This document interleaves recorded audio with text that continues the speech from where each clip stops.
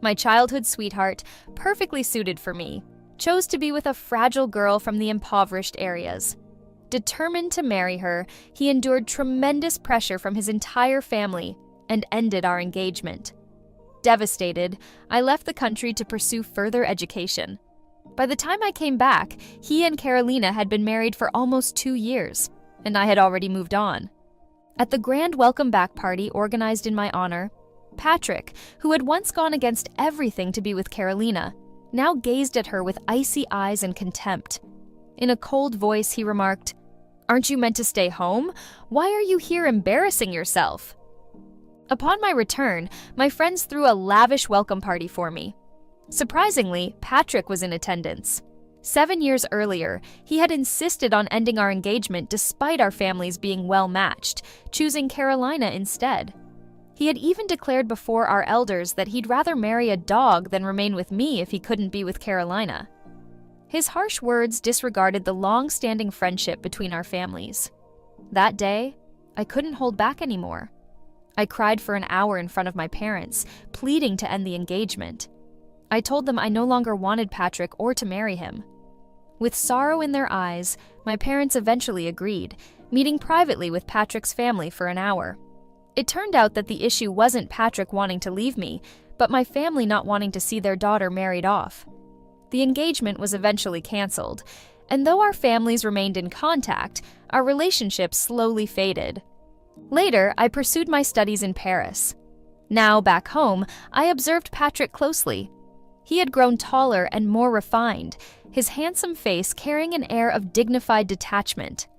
His dark eyes were fixed on me. No one had informed me that Patrick would attend.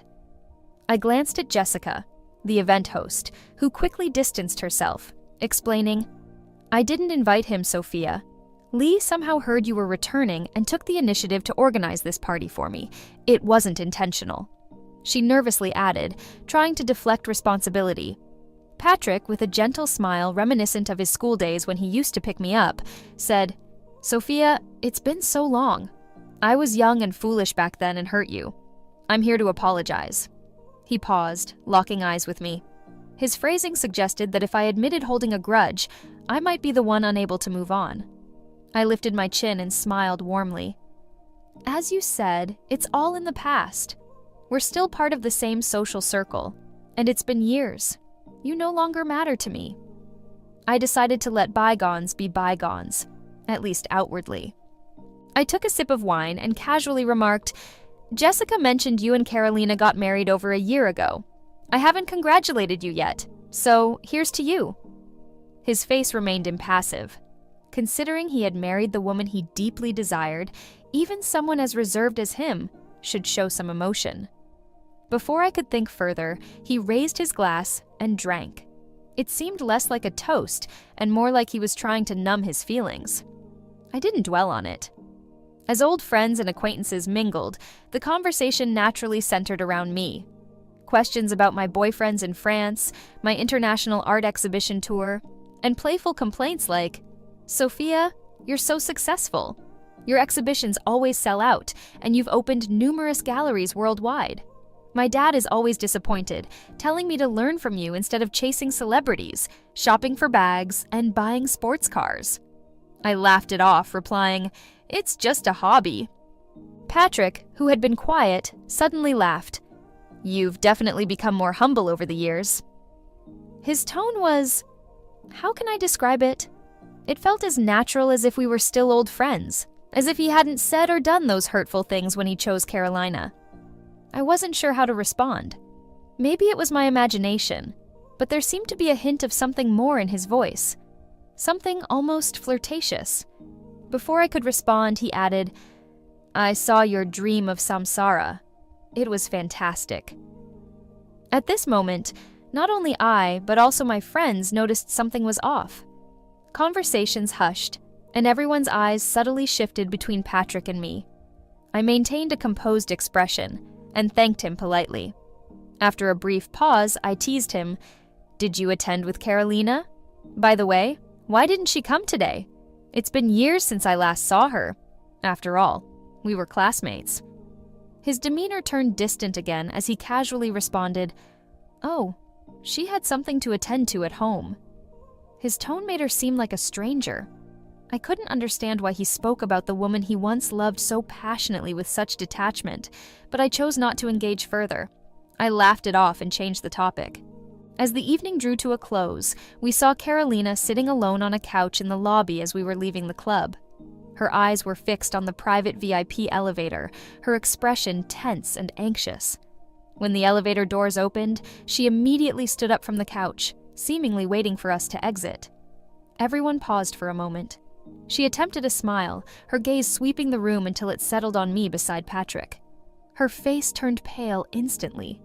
She stood there, staring at me with a lost and forlorn look, as if facing a formidable foe. I was perplexed. Carolina had changed so much. I remembered the first time she joined our class during the second semester of high school. Back then, she wore the school uniform, standing on the podium looking malnourished, her clothes loosely hanging on her frame. Her features were plain and unremarkable, and her face showed signs of nervousness and discomfort. However, the homeroom teacher greeted her warmly, saying, "This is Carolina, who always excels in the provincial joint exams. Let's welcome her." Silence fell as curious eyes turned to Carolina. We attended a prestigious private high school where students were either wealthy or noble, and academic excellence wasn't the sole criterion for admission. Carolina's appearance didn't quite fit in. I felt a bit sorry for her at the time, so I smiled and was the first to applaud. Reluctantly, the class began clapping, the sound filling every corner of the room. The homeroom teacher thanked me and introduced me to Carolina. "This is Sophia Jing, the class monitor. If you need any help, feel free to ask her." Despite this, Carolina never reached out to me for assistance because Patrick was there to protect her. Patrick, who was my boyfriend then. When Carolina transferred, the only available seat was next to Patrick, making her his desk mate. I don't know if their betrayal of my feelings started from that moment. For example, Carolina came from a poor background and suffered from severe hypoglycemia and anemia.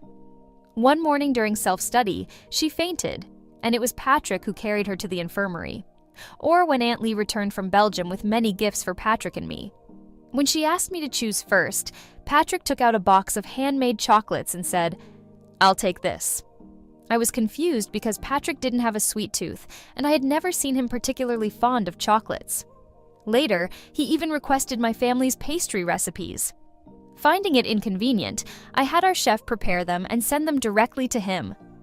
I thought Patrick had developed a new taste, until I later saw candy wrappers on Carolina's desk, alongside the pastries I had sent to Patrick.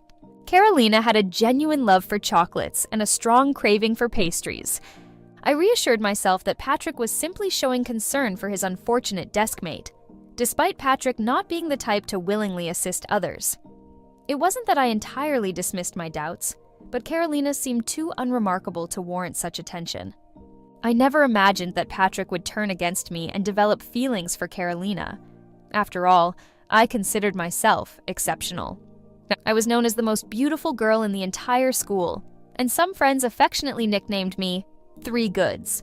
Not due to my personality, but because of my good family background, excellent grades, and popularity. How could I have thought that Patrick would deceive me and fall for Carolina? However, 7 years have passed, and Carolina no longer appears fragile and dowdy. She now dresses in high-fashion outfits from head to toe, carrying designer bags adorned with large logos. Although expensive, the accessories look somewhat gaudy and mismatched on her. She approached me with a smile and greeted, "Sophia, you're back." After speaking, her eyes lingered uncertainly between Patrick and me, casting a probing glance that made me uneasy. I frowned slightly, feeling irritated. Patrick was the first to respond, his tone detached. "Why are you here?" Carolina nervously glanced at Patrick, her smile turning somewhat sorrowful as she tried to appease him. "I was out shopping, and the club owner mentioned that you and your friends were hosting a welcome party for Sophia, so I waited to join you." Her explanation was full of inconsistencies. She then lifted her bag to show Patrick, saying, "The manager here heard I was here and specially sent 2 bottles of red wine as a gift for Mrs. Lee and Mr. Lee." She emphasized Mrs. Lee, as if claiming ownership, But Patrick's previously indifferent expression darkened with annoyance upon hearing this. I heard a friend behind me stifle a laugh. Considering the Lee family's status, not only the club manager, but even the owner would need to book an appointment half a month in advance just to see Patrick. Yet here was Patrick's wife treating 2 bottles of wine from a manager as something precious and presenting them to Patrick as if they were special. It was rather unsophisticated and inappropriate. Clearly, such awkward situations had likely occurred multiple times since Carolina and Patrick got married. Patrick's voice was impatient and blunt. "Didn't I tell you to stay at home? Why did you come out and embarrass yourself?" Laughter erupted from behind me. Carolina's once pale face turned ashen as she looked helplessly at Patrick. She couldn't understand why Patrick was suddenly angry, nor did she know what she had done wrong. No one had explained it to her or guided her. Everyone was mocking her lack of sophistication and her inability to fit in. But Patrick's demeanor took me by surprise, and I instinctively turned to look at him. His expression was icy, unaffected by the low murmurs of laughter around us, as if the person being ridiculed wasn't the woman he had struggled so hard to marry. I was momentarily stunned. He hadn't acted like this before. When Carolina was ostracized by the class for not fitting in, Patrick, who eventually ended our engagement for her, always stood up for her and protected her, but now he stood there looking down at Carolina with cold eyes, showing a barely noticeable weariness and impatience in his gaze. He seemed entirely different from the man he once was. How could he resent Carolina? Had he forgotten how fiercely he had once defended her, even to the point of breaking off our engagement? The first time Patrick defended Carolina was during an English class. For us, English was probably the easiest subject. Since we were 2 years old, we had several live-in English tutors at home, and all our daily conversations were in English. From grammar to pronunciation, we spoke with the precision of British aristocrats. This was one of the fundamental skills we were expected to master. That day, the English teacher asked Carolina to read a passage aloud. As soon as she stood up and began, the class started to buzz. By the time she was halfway through, someone couldn't contain themselves and started laughing. Although her grades were undeniably good, she likely hadn't received a structured education, and her pronunciation was awkward, filled with embarrassing mistakes. The laughter was contagious, growing into a loud uproar until Carolina stood silently. The English teacher, looking somewhat helpless, asked her to sit down and tried to change the subject. After class, Jessica deliberately approached Carolina and loudly imitated her pronunciation while speaking English to her friends. She mimicked it so accurately that everyone nearby couldn't help but laugh. Carolina sat at her desk with her head down, her bangs covering her forehead. From my side view, I couldn't see her expression, but her silhouette appeared slender, her shoulders burdened with suppressed emotions. For some reason, I suddenly felt indifferent. I wanted to tell Jessica to stop bullying the new student, but before I could speak, Patrick, who usually avoided interfering in others' matters, acted first.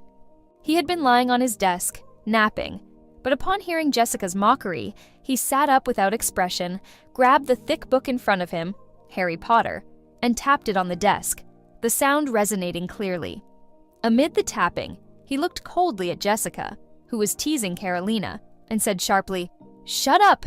You're being annoying." Jessica's laughter stopped, and the class fell silent. My gaze fixed on Patrick briefly before I turned to Jessica, offering a gentle smile to ease the awkwardness. I said, "Jessica, class is about to start." Jessica turned back, making a shushing gesture towards me, nodding, and led her friends back to their seats while obediently saying, "Got it." From the corner of my eye, I saw Carolina glance at Patrick, her eyes bright as she whispered something to him. I assumed she was probably thanking him, but Patrick's expression remained indifferent, showing no emotional response. Later, after lunch, I encountered Carolina again in the library. The library was least crowded at noon since most people were eating, napping, or gossiping about the latest news. She was sitting in a secluded corner by the window, and I overheard her struggling to practice her accent with a small speaker. I didn't pay much attention and lay down on the other side, ready to take a nap. Until I saw Patrick. He entered with his usual handsome, nonchalant demeanor, holding an English edition of Harry Potter. He walked straight to Carolina, stood beside her, and said, "Practicing like that won't help." Then he sat down next to her, casually opened his Harry Potter, pointed to a sentence, and said, "Read this to me." Encouraged by him, Carolina blushed and took her time to timidly and haltingly read aloud bit by bit. Mr. Dursley might have been drifting into an uneasy sleep, but the cat on the wall outside showed no signs of sleepiness.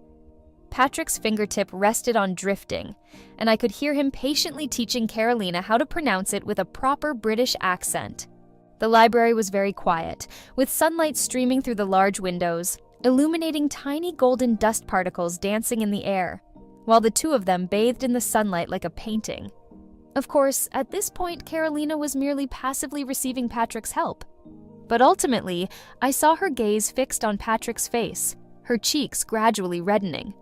Then, in a soft, envious voice, she said to Patrick, "I'm really envious of Sophia." What she envied was obvious. From that moment on, I began to dislike Carolina. Naturally, no one could tell that I disliked Carolina. I had always been calm and easygoing. Although my classmates admired me, I never engaged in forming cliques or isolating others. During a PE class tennis session where boys and girls were separated, I first set my sights on her. Everyone selected their partners, and predictably, Carolina was left without one. She remained in the center of the court, racket in hand, her cheeks flushed as she glanced around, looking both helpless and pitiable. I grinned, approached her, and offered my hand, saying, "Let's team up." She appeared taken aback, nearly overwhelmed, and mumbled, "Me?" I nodded with a smile, replying, "Yes, you." Her grateful smile in return reminded me of a scene I'd seen in the library with her and Patrick. As I walked away, I forced the smile off my face, hoping she could maintain it later. However, Carolina didn't return any of my serves. It was like a game of fetch.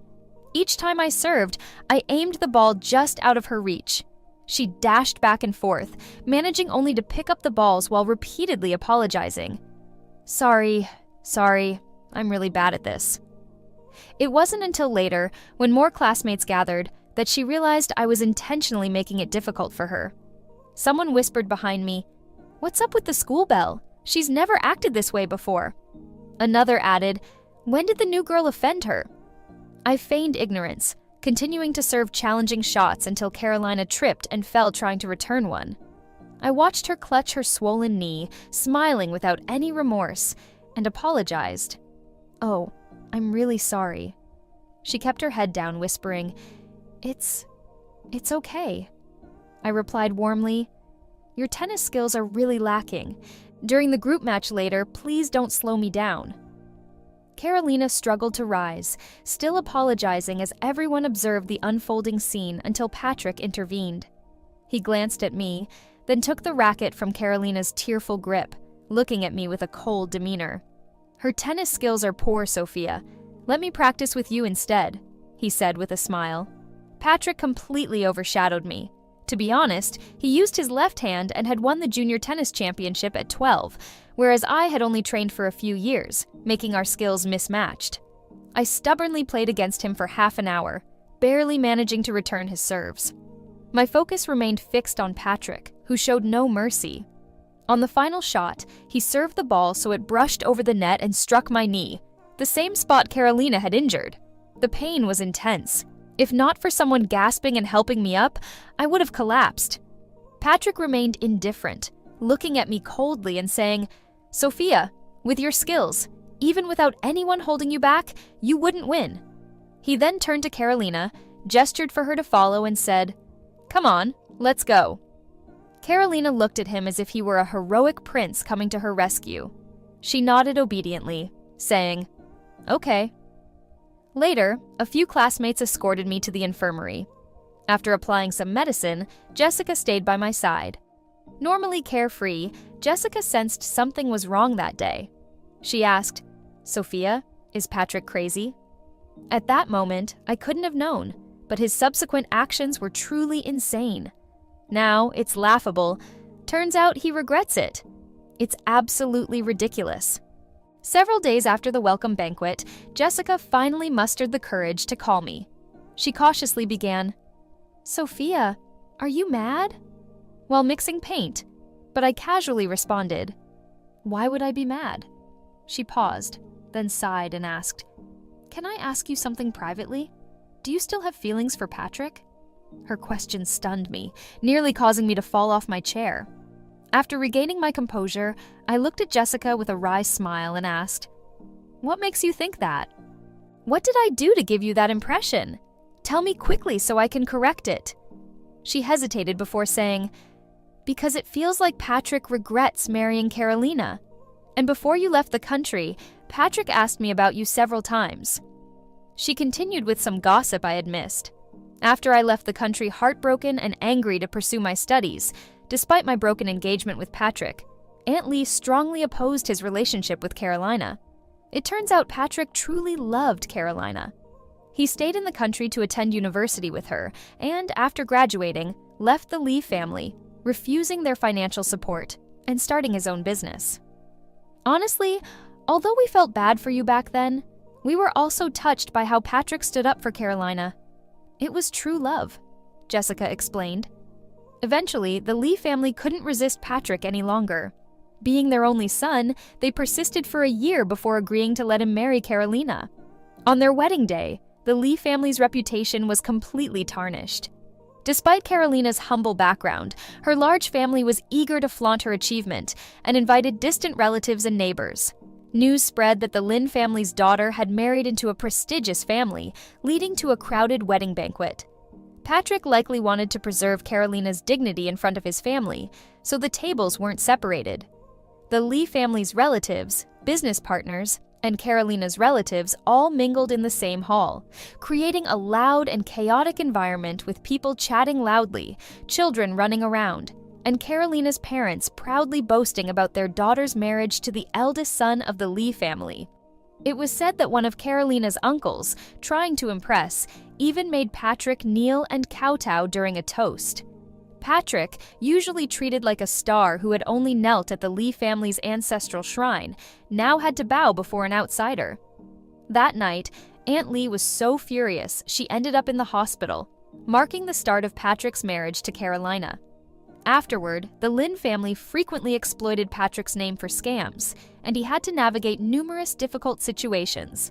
Carolina's brother driving drunk and causing a fatal accident, her uncle purchasing a house, her aunt's children enrolling in schools, and her disabled father needing employment.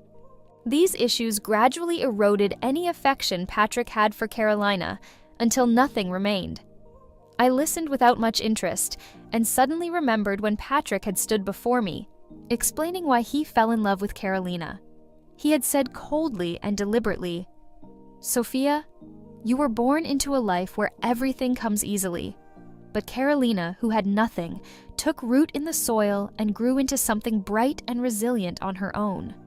I truly love Carolina. I love her vitality and unyielding spirit." His words from back then lingered in my mind, but his admiration and love had nearly vanished. What had changed?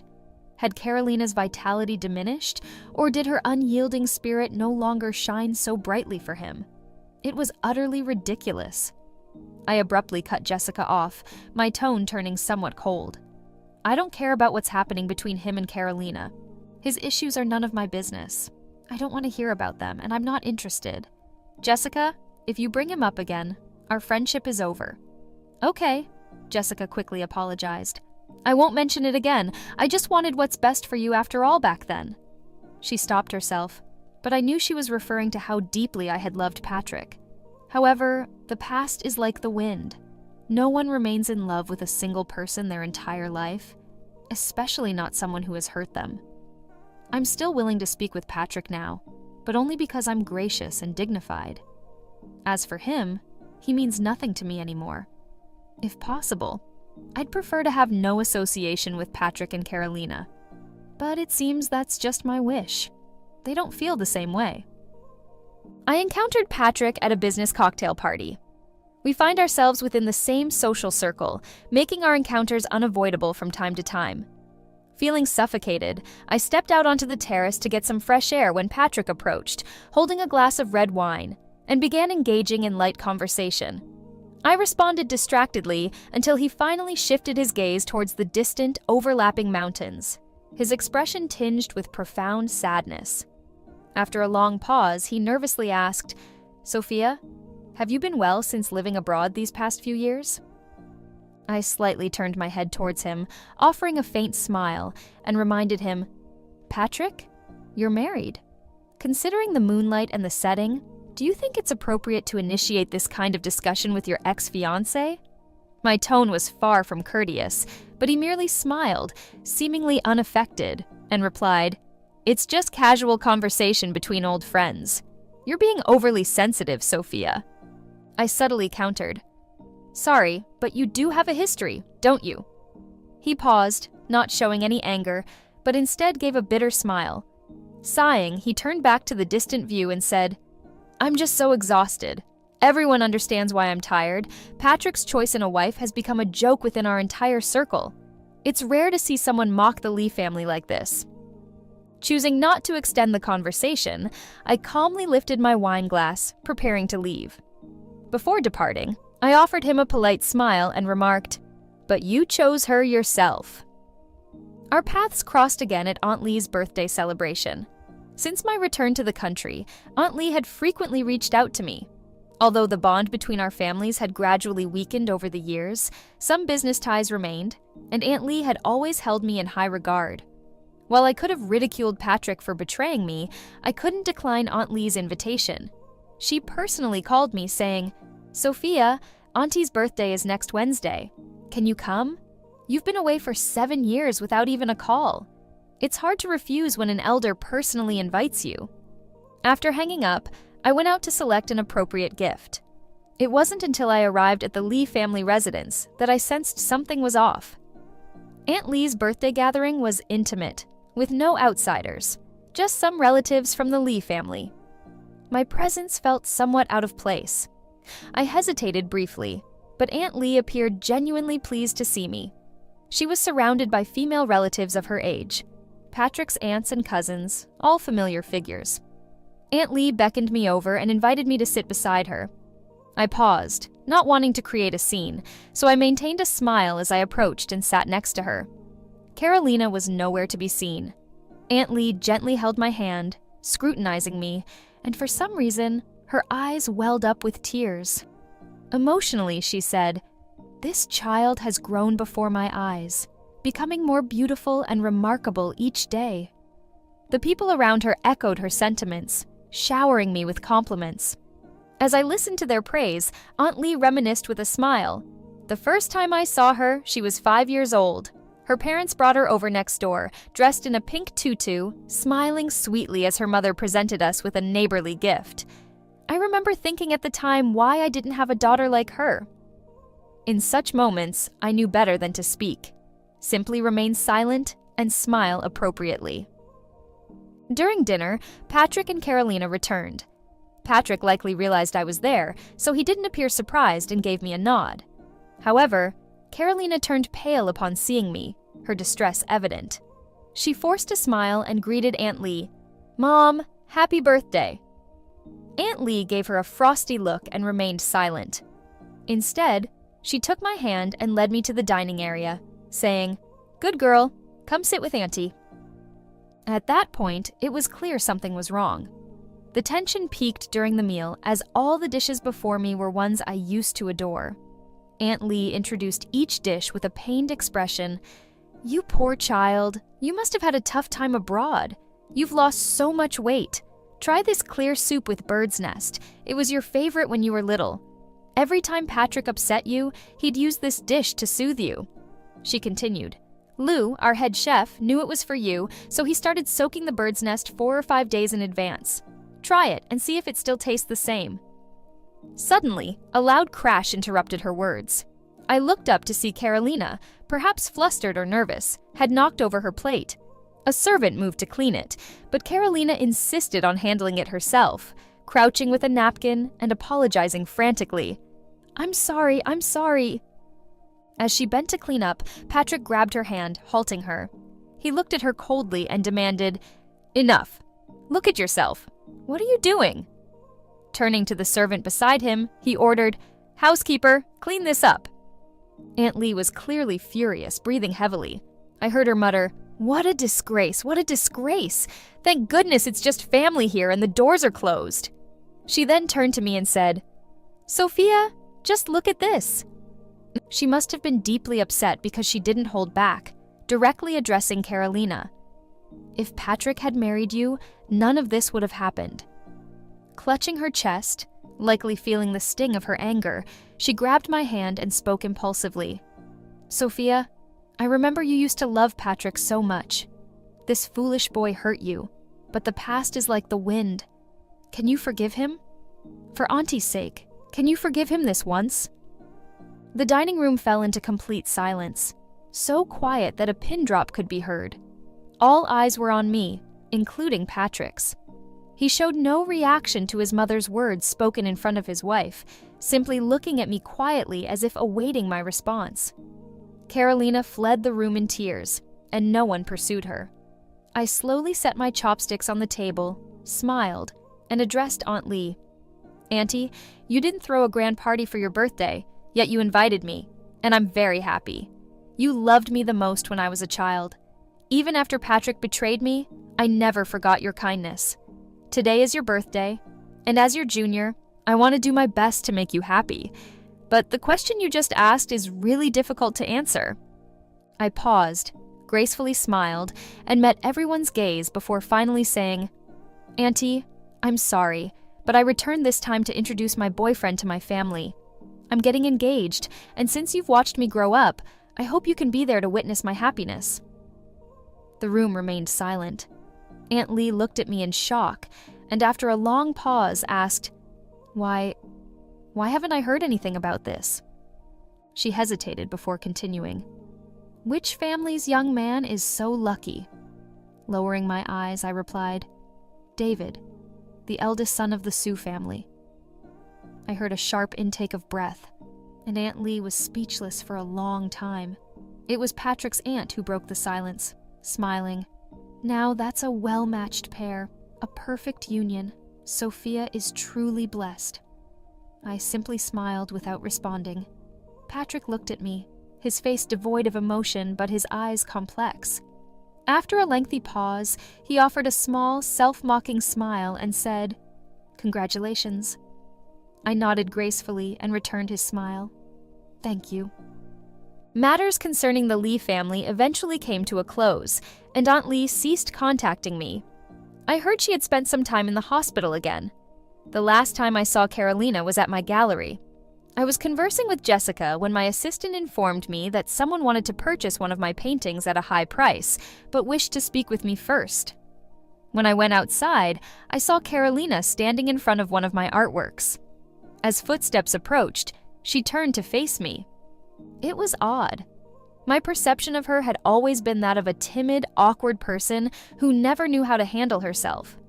But when it was just the two of us, all that nervousness and anxiety vanished, replaced by a deep-seated hatred. She looked at me and asked, "Sophia, you're watching my downfall, aren't you?" I laughed. "Honestly, I have so much to do every day and meet so many people. I don't have time to focus on someone I never really cared about." I responded calmly, saying, "You're overcomplicating things." She glanced at me, then unexpectedly covered her face and began to weep. "Do you realize Patrick is intending to divorce me? I overheard him speaking with a divorce attorney. He no longer wants me. I can't comprehend why. You're about to get engaged, so why would he seek a divorce from me? What did I do wrong? My only mistake is my background. I lack the family and education you have. Everyone thinks I'm a joke and that I don't belong, but how is that my fault? I wanted to be like you too, to come from a distinguished family and be admired by everyone, but I wasn't born into such a family. You enjoy a better life simply because of where you were born. If we had started on equal footing, I wouldn't be in this humiliating predicament. If you were in my place, you'd end up where I am now. In the end, it's all because of your family." She cried bitterly, but luckily, no one else was in the gallery at that moment. I didn't want to engage with her, but she clearly wouldn't leave until she had finished her tears. I realized she had been holding in these thoughts and frustrations for a long time and needed to release them somewhere, even if it was to me. I thought about how humble and eager to please she used to be at the Lee family's home and sighed. I said, "Carolina, you're mistaken. If I were in your shoes, I wouldn't be in your current situation. First, I recall your grades were outstanding back then. If I were you, I wouldn't have stayed at the Lee family's home after graduating from university, depending on them for support. I would have leveraged their connections and resources to start my own business. Second, you mentioned your family is poor, and you didn't receive the same education as I did. If I were you, after marrying Patrick, I would have learned social etiquette, how to interact with people, and how to dress appropriately. I would have observed more, listened more, and spoken less. But unfortunately, you've been married to Patrick for nearly 2 years, and compared to 7 years ago, I haven't seen any improvement in you. Third, I wouldn't have allowed my entire family to blatantly and shamelessly drain the Lee family. Your family is supposed to be your support system, but instead, they're like parasites clinging to the Lee family. How can you expect them to respect you?" I couldn't explain why I was interfering, or why I even took the time to advise Carolina. Maybe it was because of how she had nervously stood on the podium all those years ago, striving so hard to fit into a new environment and carve out her own path through learning and hard work. But seeing her now, I didn't know what to say. Carolina lowered her hands from her face, her tear-streaked visage clearly visible. She was still sobbing, but it was as if a drowning person had spotted a lifeline. Her eyes brightened slightly as she asked, If I follow your advice now, is there still hope?" She truly felt hopeless. Her last shred of hope in the Lee family depended entirely on Patrick's love, and now that even Patrick wanted to leave her, attempting to do what she should have done 2 years ago was already too late. I looked at her with pity, thinking it might as well be a good deed for my own peace of mind. I suggested, "You mentioned Patrick is already consulting a divorce lawyer. Carolina, if I were you, I would take the initiative to file for divorce. You have a prenuptial agreement with Patrick, and if the Lee family sees that you're sensible and know when to back down, they might feel guilty and offer you some additional compensation." She shook her head, laughing and crying simultaneously, looking at me. No, Sophia Jing. There's still hope for Patrick and me. We can still make it." After saying this, she turned and hurried away, likely to make one last attempt to salvage her marriage. Jessica emerged from behind me and said, "I thought you despised her." I turned back and smiled at Jessica. "I never saw her as a rival. I just pity her situation. She treated Patrick as the ultimate trump card to change her destiny. She seized the chance and married him, but she forgot that her greatest advantage should have been consistently and continuously investing in herself. Life is shaped by the ongoing choices we make. What we call fate is the outcome of all the decisions we've made over time. Carolina blames everything on her background, but she's mistaken. She ended up where she is today because at every crossroads in life, she made the wrong choices." I later learned that the Lee family's divorce was prolonged because Carolina refused to agree to it. It became a noisy and embarrassing spectacle, and everyone in our circle found it amusing on several occasions. Eventually, the commotion subsided, and how it was ultimately resolved remained unknown to outsiders. A year later, when I became engaged, the Lee family attended the celebration. I saw Patrick with his fiancée, the daughter of a renowned CEO who owned a chain of cake shops. They were a perfect match, both coming from prestigious families. Everyone was smiling and congratulating Patrick. They stood together, sharing common topics of conversation, and no one made any inappropriate remarks that could cause embarrassment. Carolina, who had married into high society only to become a subject of ridicule, was never mentioned. She vanished from our social circle completely, as if she had never been part of it. Everything was elegant and graceful. As I held a glass of champagne and watched everyone dancing in the garden, my fiancé approached, placed his hand on my shoulder, and tenderly asked, "What are you thinking about?" I smiled and replied, "Nothing.